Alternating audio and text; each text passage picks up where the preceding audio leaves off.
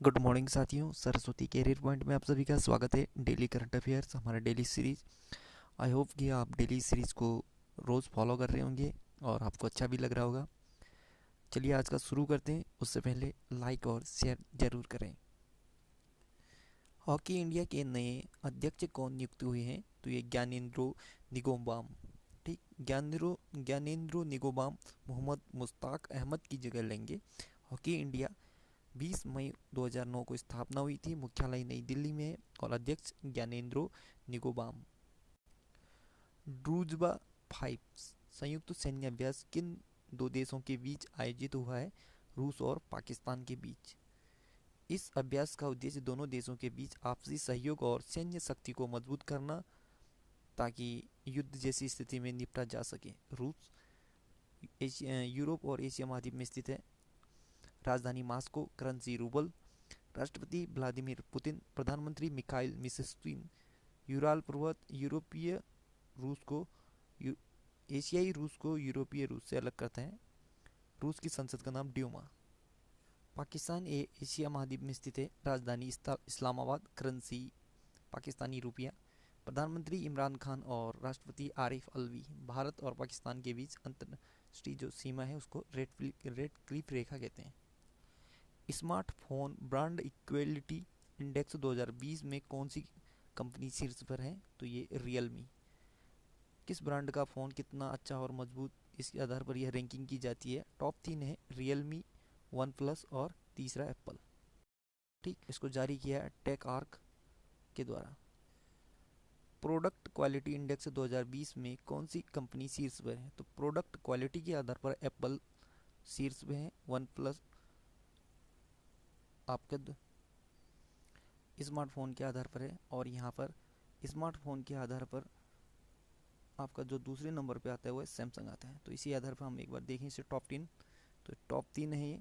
Apple पहला, Samsung दूसरा, Realme तीसरा। ठीक है, तो स्मार्टफोन के आधार पर पहले रियलमी, दूसरे में वन प्लस और तीसरे में एप्पल। ठीक है, स्मार्टफोन ब्रांड इक्विटी के आधार पर। और प्रोडक्ट क्वालिटी के आधार पर एप्पल पहला, सैमसंग दूसरा और रियलमी तीसरा। ठीक है, इसको भी जारी किया है टेक आर्क ने। युद्ध और सशस्त्र संघर्ष में पर्यावरण के शोषण को रोकने के लिए अंतर्राष्ट्रीय दिवस कब मनाया जाता है? तो ये 6 नवंबर को। इस दिवस का उद्देश्य युद्ध में होने वाले पर्यावरण क्षति के संरक्षण के प्रति सदस्य राष्ट्रों को जागरूक करना है, और यह सुनिश्चित करना है कि सशस्त्र टकराव की घटनाओं के दौरान पर्यावरण नष्ट न हो। इस दिवस को मनाने की घोषणा संयुक्त राष्ट्र महासभा ने की थी। इफ्को बाजार में किसानों की ज़रूरतें पूरी करने के लिए किसके साथ समझौता किया है? तो इसको ये जो इफ्को है, इफ्को ने बाजार में जो किसानों की ज़रूरतों की पूर्ति के लिए एसबीआई योनो कृषि ऐप के साथ समझौता किया है। ठीक, इफ्को की ई कॉमर्स इकाई इफ्को बाजार ने एसबीआई योनो कृषि के साथ मिलकर समझौता किया है। इस समझौते का उद्देश्य भारत के लाखों किसानों तथा विभिन्न प्रकार के कृषि उत्पादों की उपलब्धता सुनिश्चित करना, डिजिटल बिक्री को बढ़ावा देना, ताकि किसानों की आर्थिक स्थिति को मजबूत किया जा सके। एसबीआई योनो किसानों की ज़रूरतें पूरी करने वाला एक समर्पित पोर्टल है। ठीक है, IFFCO Indian farmers fertilizer cooperative, मुख्यालय नई दिल्ली में है। 3 नवंबर 1967 को इसकी स्थापना हुई थी। किसकी? इफ्को की। किसे 2019-20 के श्रेष्ठ हॉकी इंडिया या एचआई सदस्य पुरस्कार से सम्मानित किया गया? तो हॉकी मिजोरम को। ठीक, हॉकी मिजोरम ने राज्य के विभिन्न जिलों में खेल को बढ़ावा दिया और राज्य में हॉकी के विकास के लिए कई सराहनीय कार्य किए, जिसके लिए हॉकी मिजोरम को 2019-20 के श्रेष्ठ हॉकी सदस्य, हॉकी इंडिया सदस्य या श्रेष्ठ एचआई सदस्य पुरस्कार से सम्मानित किया है। किसे प्रोफेसर ए एन भादुगुड़ी मेमोरियल लेक्चर अवार्ड 2020 से सम्मानित किया गया? सुशांत कार को। Sushant car CSIR-CDRI institute Lucknow के वैज्ञानिक हैं। सुशांत कार को लिस्मेनिया डोनोवानी, कालाजार रोग, परजीवी के रोग जनन क्षमता एवं उसके अस्तित्व की रणनीति को समझने के लिए प्रोफेसर ए एन भादुगुड़ी मेमोरियल लेक्चर अवार्ड 2020 से सम्मानित किया गया है। Grandparents bag of stories पुस्तक लॉन्च हुई है। इस पुस्तक को किसने लिखी है? तो ये सुधा मूर्ति ने। ठीक है, सुधा मूर्ति, ये भारतीय हैं। किसने 40वें सार्क वित्त गवर्नर की बैठक की अध्यक्षता की है? तो ये शक्तिकांत दास, ये आरबीआई के गवर्नर हैं। इस बैठक में कोरोना वायरस के बाद आई आर्थिक मंदी के कारण देश में आर्थिक स्थिति में सुधार करने के बारे में चर्चा की गई। ठीक, आरबीआई गवर्नर शक्तिकांत दास ये देश के 25वें गवर्नर हैं। किसे journal of the Nepal army, journal of the Nepal army की मानद पद या उपाधि से सम्मानित किया गया? तो ये मनोज मुकुंद नरवाने, हाल ही में ये नेपाल के टूर पे थे। नेपाल के राष्ट्रपति विद्या देवी भंडारी ने थल सेना के जनरल अध्यक्ष जनरल मनोज मुकुंद नरवाने को general of the Nepal army के मानद उपाधि से सम्मानित किया है। किसने इंटरनेशनल टेनिस फेडरेशन आईटीएफ महिला टेनिस टूर्नामेंट 2020 का खिताब जीता? तो ये ऋतुजा भोसले ने। ऋतुजा भोसले महाराष्ट्र राज्य की रहने वाली है। अल्पसंख्यक मामलों के मंत्रालय द्वारा आयोजित शिल्प मेला हुनर हाट उत्तर प्रदेश के किस शहर में आयोजित किया जाएगा? तो ये प्रयागराज। अल्पसंख्यक मामलों के मंत्रालय ने अक्टूबर में हुनर हाट शिल्प मेला को फिर से शुरू करने का फैसला लिया है।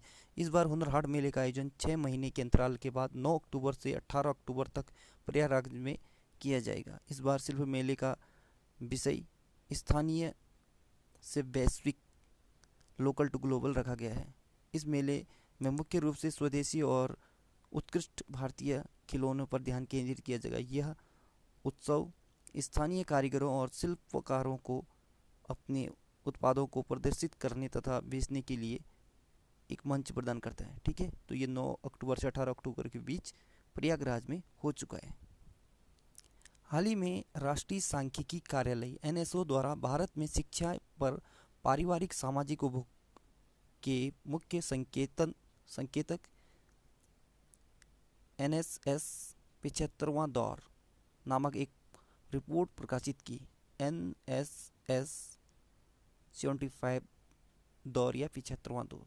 ठीक है, ये याद रखना, भारत में शिक्षा पर पारिवारिक सामाजिक उपभोग के मुख्य संकेतक एनएसएस 75वां दौर नामक रिपोर्ट प्रकाशित की। किसने? एनओसी ने। ठीक है, रिपोर्ट के मुताबिक जुलाई 2017 से जून 2018 तक साक्षरता के स्तर पर आंध्र प्रदेश का सबसे खराब प्रदर्शन रहा। रिपोर्ट के अनुसार छोटे राज्यों ने विकसित राज्यों की तुलना में बेहतर प्रदर्शन किया है। केरल ने साक्षरता में श्रेष्ठ प्रदर्शन कर 96.2% स्कोर प्राप्त किया है, जबकि देश की औसत साक्षरता दर 77.7% है। दिल्ली और उत्तराखंड, दिल्ली 89% और उत्तराखंड 87.6% साक्षरता दर के साथ क्रमशः दूसरे और तीसरे स्थान पर है। राष्ट्रीय स्तर पर पुरुष साक्षरता दर 84.7% है, जबकि महिला साक्षरता दर 70.3% है। Central institute of petrochemical engineering and technology CIPET Bhagalpur और वाराणसी में कौशल और तकनीकी सहायता के लिए 2 नए केंद्र स्थापित करेगा। इससे पेट्रोकेमिकल्स और संबंध उद्योगों में रोजगार को बढ़ावा मिलेगा। इस क्षेत्र में रोजगार के लिए डिप्लोमा और कौशल विकास कार्यक्रमों के माध्यम से प्रत्येक वर्ष प्रत्येक केंद्र में लगभग 1000 युवाओं को प्रशिक्षित किया जाएगा। CIPET रसायन और उर्वरक मंत्रालय के तहत एक स्वायत्त अनुसंधान एवं प्रशिक्षण संस्थान है। आंध्र प्रदेश में YSR संपूर्ण पोषण और YSR संपूर्ण पोषण प्लस योजना आरंभ की जा रही है। इस योजना का उद्देश्य स्तनपान कराने वाली माताओं और गर्भवती महिलाओं को भोजन प्रदान करना है, ताकि उनकी पोषण संबंधी आवश्यकताओं को पूरी किया जा सके। यह योजना राज्य के कमजोर वर्ग में कुपोषण को कम करेगी और इससे 30.16 लाख बच्चों और स्तनपान कराने वाली माताओं को लाभ मिलेगा। इस योजनाओं के अंतर्गत 77 आदिवासी क्षेत्रों को कवर किए जाने का लक्ष्य है। बता दें कि ग्लोबल हंगर इंडेक्स 2019 में भारत 170वें देशों की लिस्ट में 102वें स्थान पर है। तो याद रखना, हंगर इंडेक्स में भारत 102वें स्थान पर है। तो साथियों, आज का करंट अफेयर यहीं पे समाप्त होता है। जाते जाते एक खबर, काली क्रांति या ब्लैक रेवोल्यूशन कहते हैं, पेट्रोलियम खनिज तेल के उत्पादों को बढ़ाने के लिए एथेनॉल का उत्पादन भी बढ़ाया जाएगा। इसका संबंध कोयले उत्पादन से भी है। ठीक है, काली क्रांति कोयला उत्पादन से और पेट्रोलियम और खनिज तेल के उत्पादन से। ठीक है, तथ्य, पेट्रोलियम में एथेनॉल को 10% मिलाकर बायोडीजल बनाने का लक्ष्य है। तो याद रखना, जो बायोडीजल बनाते हैं तो उसमें पेट्रोल में एथेनॉल को मिलाया जाता है 10%। ठीक है, तो आज का करंट अफेयर यहीं पर समाप्त होता है। कल नई सीरीज़ के साथ फिर हाजिर होंगे। तब तक के लिए गुड लक, आपका दिन शुभ हो।